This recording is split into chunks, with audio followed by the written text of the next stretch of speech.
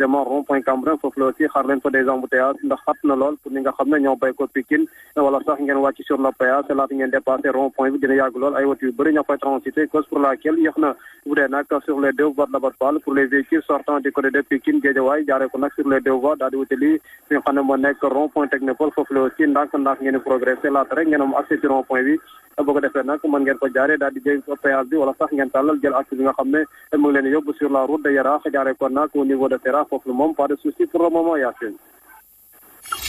C'était Trafic News. Merci beaucoup Papa Lessissé, à tout à l'heure. L'actualité sur Zik FM et Sen TV, je vous le disais tout à l'heure, à Mbour, une rareté du poisson et destruction de nos ressources halieutiques. Le leader de AJ/PADS, Mamadou Diop Decroix, impute la responsabilité au gouvernement du Sénégal.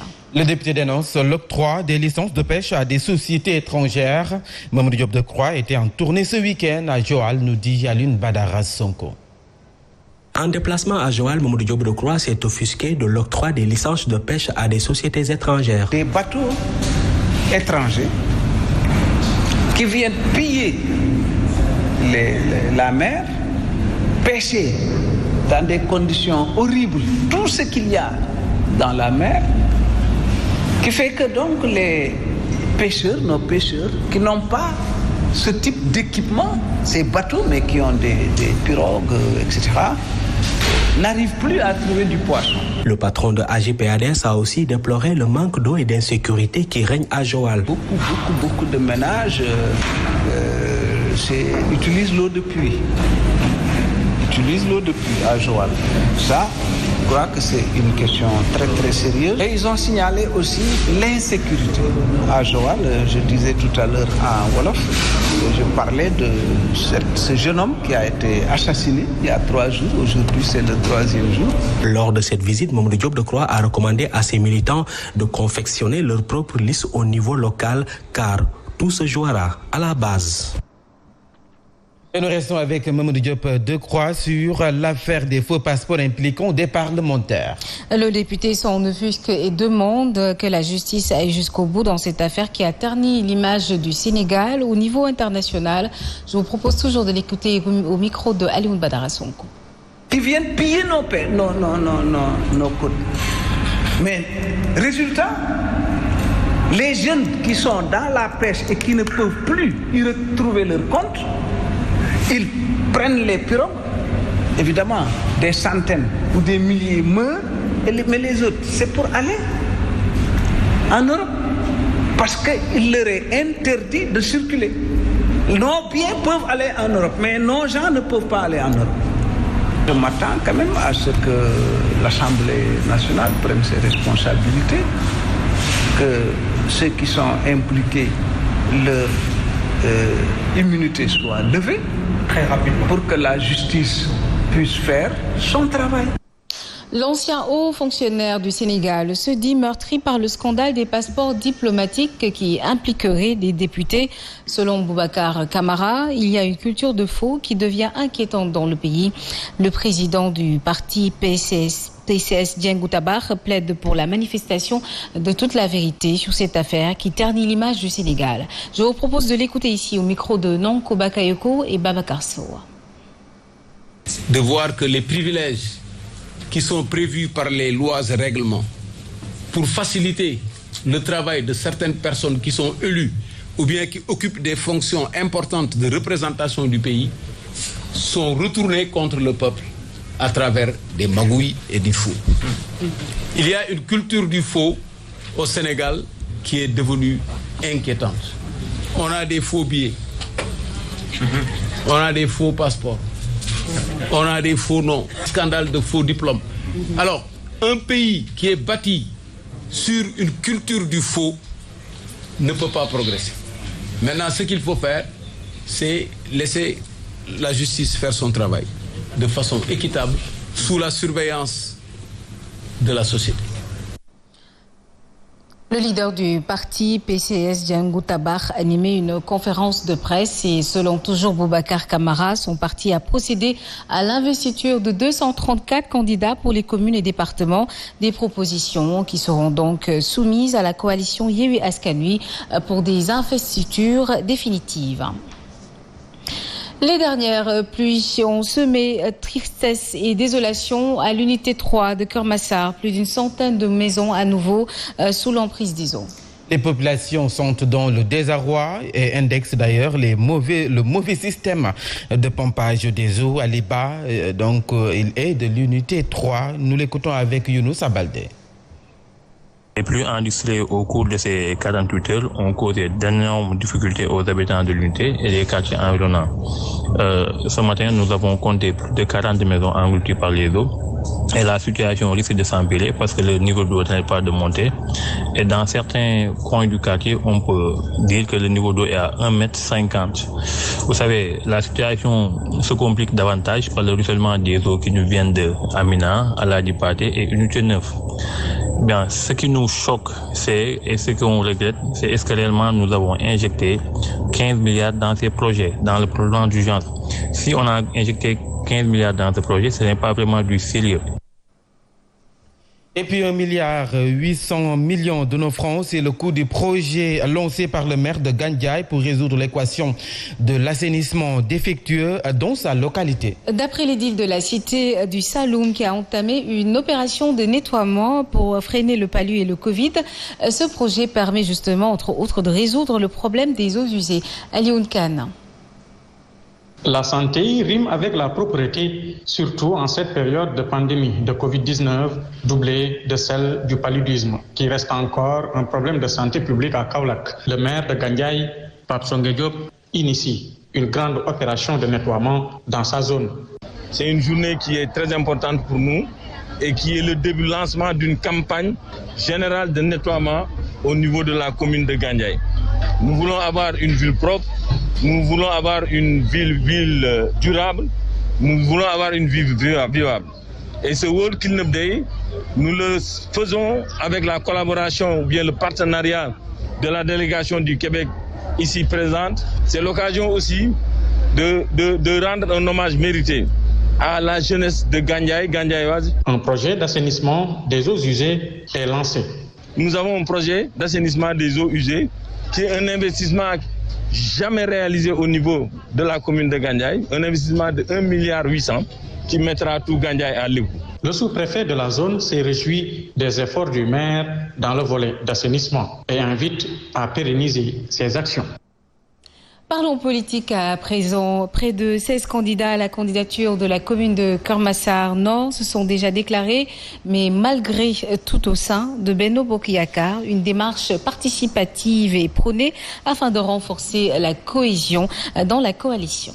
Il prône également le respect des ambitions de chaque parti et mouvement membre de la dite coalition et surtout éviter toute autre candidature dissidente qui peut nuire à la cohésion de Benno. Écoutons à ce sujet Babacar Diassé, coordonnateur de Benno Bokk Yakaar, au micro d'Idriss Diémé. Prenant en considération les directives du président de la République, président de la coalition Benno Bokk Yakaar et de la majorité présidentielle, les responsables de la grande majorité présidentielle de Keur Massar Nord, par la présente déclaration, ont convenu de ce qui suit. Adopter une démarche participative et inclusive pour renforcer l'unité et la cohésion au sein de la coalition. S'ouvrir à toutes les forces favorables à la vision du président de la République. Respecter les ambitions de chaque parti et mouvement membre de la coalition. Éviter toute autre candidature dissidente à nature de zapper l'unité au sein de la coalition. Et nous allons directement à Guédiawaye où le président Modou Ngom du MVT Taxawu Sam Notaire rend la main à la coalition, du moins tend la main à la coalition Gëm Sa Bopp pour les élections locales. En assemblée générale hier, le mouvement dit porter son choix sur Bougane et ses camarades pour son programme qui épouse sa vision dans la gestion des affaires de la cité. Une rencontre qui sera donc bientôt tenue très prochainement pour officialiser ce compagnonnage qu'il juge gagnant. Un compte rendu d'Alassane Baldé.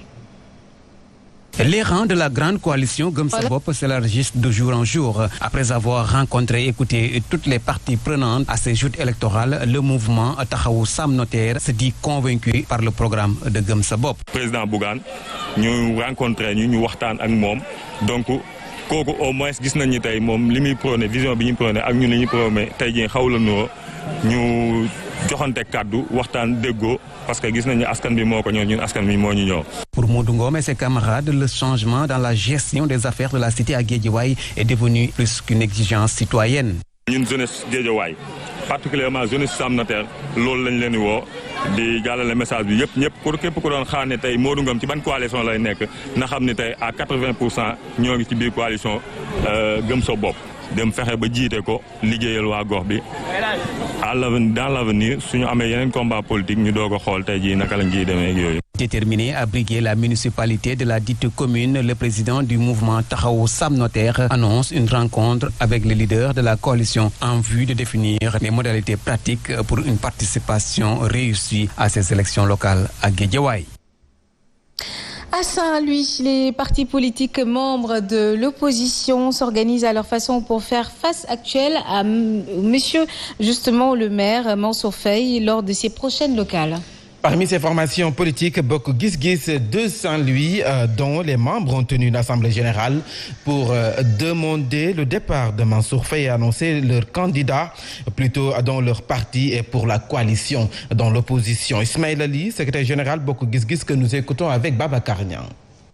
La réunion de concertation élargie de Bokk Gis Gis a soulever différentes résolutions, notamment la démission sans délai du maire de Saint-Louis, Mansour Faye, à la tête de la mairie de Saint-Louis. Cela se justifie par le fait que son mandat est échu depuis 2019. Suite à une concertation élargie et profonde, le parti Bokk Gis Gis de Saint-Louis propose M. Ousmane Wade comme candidat à la tête du parti, mais aussi le propose à la tête de la grande coalition de l'opposition. Et puis les responsables locaux de la coalition Benno Bokk Yakaar au niveau de la commune de Dagana sont divisés. Une grande coalition pour l'alternance et le développement a été mise en place par des conseillers pour s'opposer à la déclaration de candidature de l'actuel maire Oumar Moulel Sow, dont la gestion de la commune qu'il dirige depuis plus de 25 ans a été vivement contestée par ses pairs. Marie-Caroline Cissé, porte-parole, que nous écoutons avec Babacar Niang. Nous, membres de la majorité présidentielle Benno Bokk Yakaar de Diama, déplorons le comportement irrespectueux de monsieur le maire Oumar Sow à l'égard du parti APR et ses alliés. Contre toute attente, il s'est investi candidat aux prochaines élections municipales pour une 5e fois après 26 ans de règne sans bilan.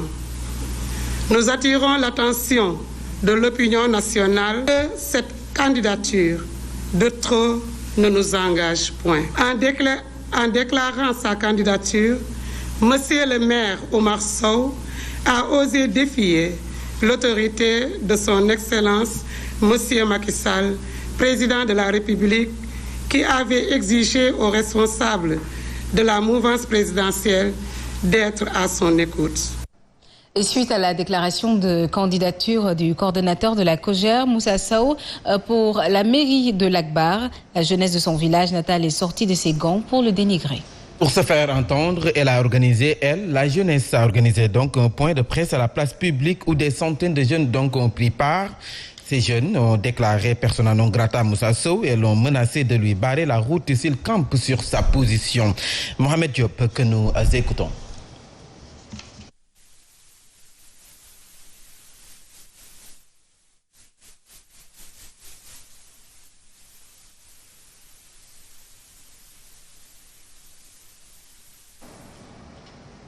Alors, toutes nos excuses pour la qualité de l'élément, nous allons y revenir dans nos prochaines éditions.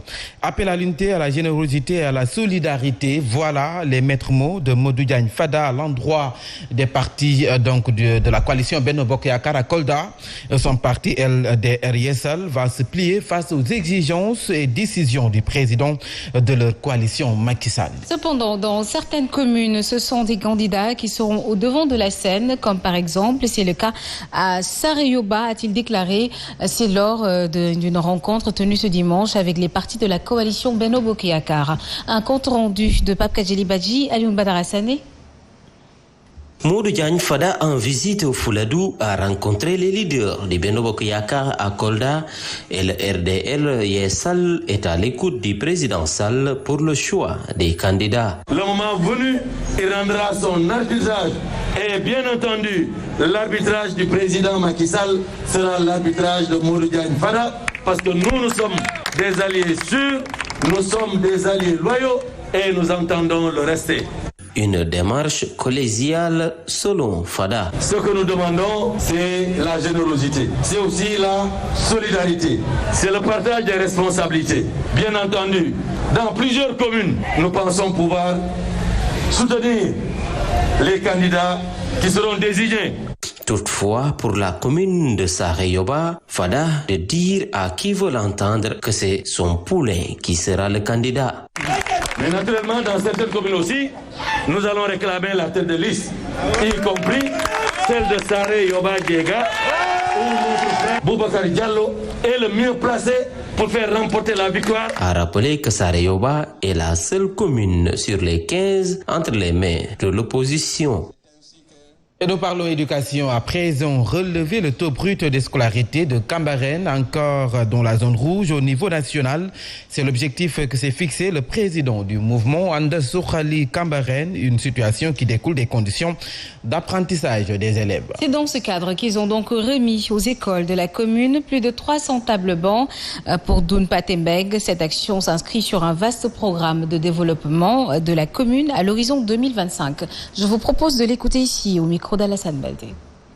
Nous avons été acteurs, le premier acteur dans le cadre du centenaire à procéder à la réhabilitation de cette école-là.